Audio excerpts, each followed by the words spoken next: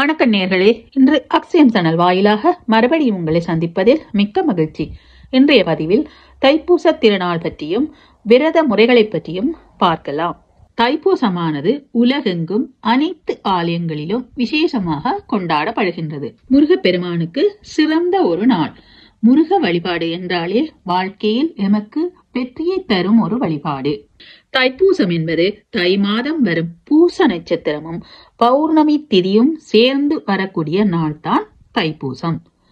தைப்பூசத்தின் பெருமையை பற்றி சொல்வதென்றால், சூரனை அழிப்பதற்காக பார்வதி தேவி தன் சக்தி ஆற்றல் அனைத்தையும் ஒன்று திரட்டி வேலாக மாற்றி அந்த சக்தி வேலை முருகப்பெருமானுக்கு அளித்த நாள்தான் இந்த தைப்பூச திருநாள். அதேபோல் உலகில் முதலில் நீரும் அதிலிருந்து உயிரினங்களும் தோன்றியது என்று புராணங்கள் கூறுகின்றது. முருகப்பெருமான் வள்ளியை திருமணம் செய்த நாளும் இதே தைப்பூச திருநாள் தான். சிதம்பரத்தில் நடராஜர் ஆனந்த தாண்டவம் ஆடுகிறார்.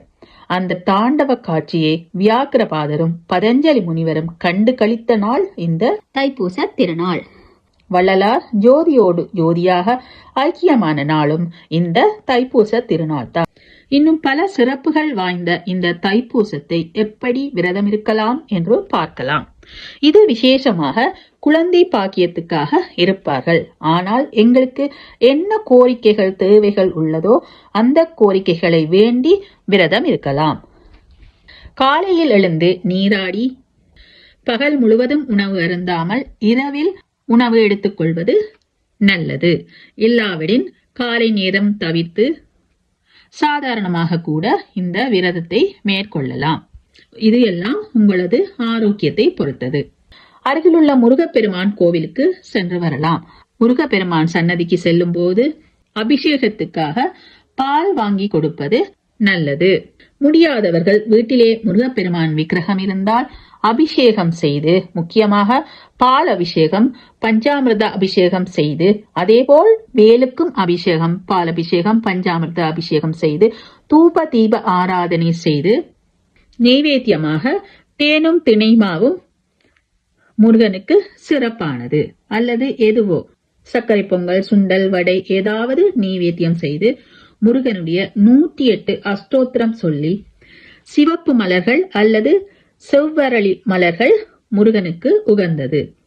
கிடைக்காவிடில் ஏதாவது மலர்களால் அர்ச்சனை செய்து கற்பூர தீப ஆராதனை செய்து கந்தசஷ்டி கவசம், திருப்புகழ், கந்தர் அலங்காரம், வேல் விருத்தம் போன்ற ஏதாவது நாங்கள் பாராயணம் செய்வது சிறப்பு.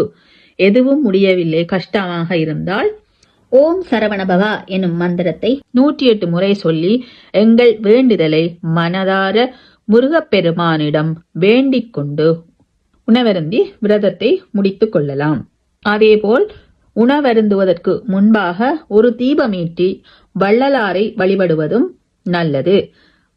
அருட்பெருஞ்சோதி அருட்பெருஞ்சோதி தனிப்பெருங்கருணை அருட்பெருஞ்சோதி என்னும் பயத்தை போக்கக்கூடிய நம்முள் இருக்கும் ஞான ஜோதியை நாம் அறிந்து கொள்வதற்கான ஒரு அற்புதமான மந்திரம். இதை சொல்லி வள்ளல் பெருமானை மனதார வழிபட்டு அன்றைய தினம் யாருக்காவது உணவளிப்பது, அன்னதானம் செய்வது நல்லது. அல்லது ஏதாவது ஒரு உயிரினத்துக்கு நாம் உணவளித்து நாம் சாப்பிடுவது சிறப்பு. மாலையிலும் வழிபடுவது நன்று. உங்கள் வேண்டுதல் கோரிக்கைகள் எல்லாம் தீர்த்து வைப்பார் முருகப்பெருமான். உங்கள் அனைவருக்கும் முருகனின் பேரருள் பரிபூர்ணமாக கிடைக்கட்டும். இதேபோல் இன்னொரு பதிவில் உங்களை சந்திக்கின்றேன். நன்றி. வாழ்க வளமுடன்.